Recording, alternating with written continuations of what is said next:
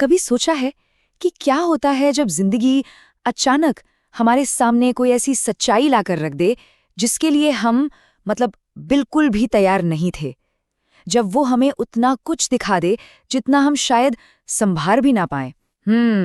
आज ना हम इसी गहरे सवाल की एक एक परत को साथ मिलकर खोलेंगे।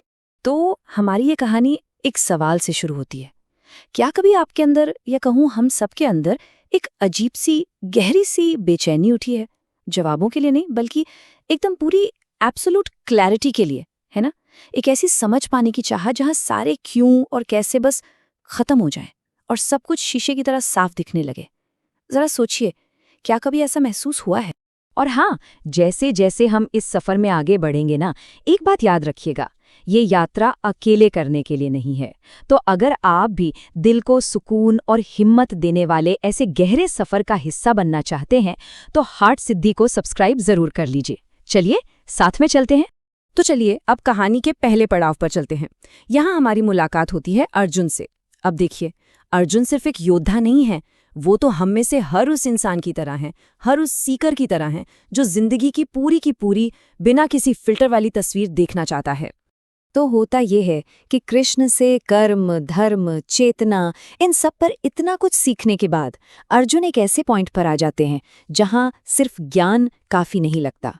वो कहते हैं, प्रभु मैं आपके शब्द समझ रहा हूं, मुझे आपके दिखाए रास्ते पर पूरा भरोसा है, पर अब मुझसे और सुना नहीं जा रहा। अब मैं देखना चाहता हूं। मैं असलियत को, रियलिटी को उसके असली विराट रूप में देखना चाहता हूं। और जानते हैं, ये वो पल है जहां हर सच्चा खोजी पहुंचता ही पहुंचता है। शायद हम सब भी अपनी अपनी जिंदगी में कभी ना कभी वहां पहुंचे हैं। और यहीं से कहानी में एक बहुत मजेदार मोड़ आता है। ये ना इंसान होने का सबसे बड़ा पैराडॉक्स है कि हमें सच तो चाहिए, पर अपनी शर्तों पर, है ना? हम चाहते हैं कि सच आए पर हमारे कंफर्ट जोन में आराम से फिट हो जाए। हम कहते तो हैं, हाँ मुझे स्पिरिचुअली ग्रो करना है, पर साथ में एक छोटी सी टर्म्स एंड कंडीशंस वाली लिस्ट भी होती है ना? कि देखो, ज़्यादा तकलीफ नहीं होनी चाहिए, मेरी नींद खराब ना हो, और हाँ, सब कुछ मेरी स्पीड से ही होना चाहिए। हम ऐसे जवाब चाहते हैं जो हमें चैलेंज ना करें, बस हमारी मौजूदा जिंदगी में एक सुंदर सी सजावट की तरफ फिट हो जाएं। कितनी अजीब बातें हैं ना? और ये सिर्फ तब की बात नहीं है, आज की दुनिया में तो ये हर जगह दिखता है। हमें वो ड्रीम जॉब तो चाहिए, पर उसके साथ आने वाली स्लीपलेस नाइट्स और वो भारी जिम्मेदारियां नहीं, वो नहीं चाहिए। हमें जागरूक, अवेयर बनना है, पर अपनी कमियों का सामना करने में जो डिस्कम्फर्ट होता है ना, वो नहीं चाहिए। हमें रिश्ते गहरे चाहिए, पर वल्नरेबल होने का रिस्क कौन उठाए? तो आप समझ रहे हैं, अर्जुन की असली प्रॉब्लम अज्ञानता थी ही नहीं, उनकी प्रॉब्लम थी क्षमता, कैपेसिटी, और शायद हमारे भी यही है। तो अर्जुन की इस मांग पर कृष्ण क्या करते हैं? क्या वो उनका मजाक उड़ाते हैं? क्या वो कहते हैं तुम इसके काबिल ही नहीं हो? नहीं, बिल्कुल नहीं।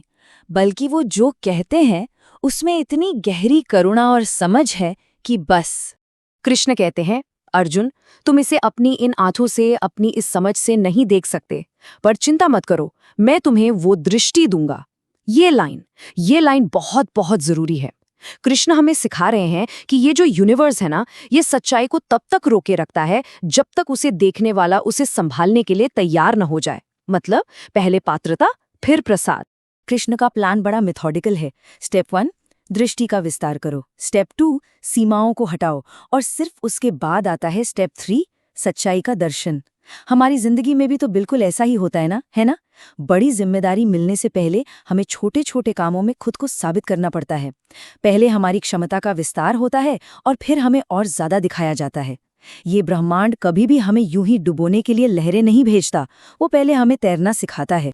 और फिर वो पल आता है, कहानी का सबसे ऊंचा, सबसे विशाल शिखर, जब अर्जुन की आंखों के सामने से पर्दा हटता है। और कृष्ण कोई नक्शा या तस्वीर नहीं दिखाते, वो पूरी की पूरी कायनात को, उसके हर एक आयाम को एक ही पल में अर्जुन के सामने प्रकट कर देते हैं। ये अनुभव इतना जबरदस्त है, इतना विशाल है कि अर्जुन कांप उठते हैं। डर से नहीं, बल्कि इसलिए कि ये नज़ारा उनके मैं के लिए, उनके ईगो के लिए बहुत बहुत ज्यादा बड़ा है। अर्जुन क्या देखते हैं? वो देखते हैं कि जन्म और मृत्यु एक साथ हो रहे हैं, सृजन और विनाश एक ही कॉस्मिक सांस में चल रहे हैं। व्यवस्था और अव्यवस्था, ऑर्डर और केओस एक दूसरे का हाथ थामे नाच रहे हैं। वो देखते हैं कि हर चीज लगातार बदल रही है, एक अनंत गति में, और वो एक ऐसी शक्ति को महसूस करते हैं जो किसी की भी पर्सनल आइडेंटिटी से लाखों मील परे है। इसे समझना नामुमकिन है, इसे सिर्फ महसूस किया जा सकता है। और इस विराट दर्शन के बीच अर्जुन को एक बहुत गहरी बात समझ आती है। वो महसूस करते हैं, ये जो वास्तविकता है, ये मुझे सुकून देने के लिए नहीं बनी है। इसका अस्तित्व मेरे आराम के लिए नहीं है। इसका अस्तित्व सम्मान पाने के लिए है। उनकी प्रार्थना की भाषा मुझे चाहिए से बदलकर मैं नमन करता हूं हो जाती है। और जानते हैं, हम सब अपनी जिंदगी में इस विराट दर्शन के छोटे छोटे वर्जन अनुभव करते हैं। जैसे जब कोई स्टार्टअप रातों रात इतना सफल हो जाए कि आप उसे संभाल ही न पाएं, या जब कोई करीबी अचानक चला जाता है और आपकी दुनिया एक पल में बदल जाती है। ये पल भारी लगते हैं, इसलिए नहीं कि वे बुरे हैं, बल्कि इसलिए कि वो हमारी चेतना का विस्तार हमारी तैयारी से ज्यादा तेजी से कर देते हैं। तो चलिए अब इस ब्रह्मांडीय दृष्टि को वापस जमीन पर लाते हैं। इस पूरी कहानी का हमारे रोजमर्रा की जिंदगी के लिए क्या सबक है? ये अध्याय हम सबसे एक बहुत ही पावरफुल सवाल पूछता है। अगर जिंदगी आज आपको आपकी पूरी सच्चाई दिखा दे, आपके रिश्तों की, आपके काम की, आपके अपने मन की, तो क्या आप स्थिर रह पाएंगे? क्योंकि एक बार जब चेतना का दरवाजा खुल जाता है ना, तो आप वापस उस छोटे से कमरे में नहीं लौट सकते। और एक दिलचस्प बात बताऊं, ये गीता का अध्याय 11 है। न्यूमरोलॉजी में 11 को एक मास्टर नंबर माना जाता है। ये बढ़ी हुई परसेप्शन यानी धारणा का, इंट्यूशन का और उन कनेक्शनों को देखने की क्षमता का प्रतीक है जिन्हें दूसरे नहीं देख पाते। इस अध्याय की ऊर्जा बिल्कुल वैसी ही है, विशाल, भारी, लेकिन गहरी समझ देने वाली। जब भी चेतना का ऐसा विस्तार हो ना, तो ग्राउंडिंग मतलब स्थिरता बहुत जरूरी हो जाती है। इसके लिए एक बहुत ही शक्तिशाली टूल है, एक switch word, divine order accept. Switch words वो खास शब्द होते हैं जो सीधे हमारे सबकॉन्शियस माइंड, हमारे अवचेतन मन से बात करते हैं। तो जब भी जिंदगी भारी लगने लगे, बस इस वाक्यांश को दोहराइए। डिवाइन ऑर्डर एक्सेप्ट कहने का मतलब है, मैं लड़ नहीं रहा हूं, मैं भरोसा करता हूं कि सब कुछ एक बड़ी व्यवस्था का हिस्सा है। ये रेजिस्टेंस छोड़ने और स्थिरता पाने में बहुत मदद करता है।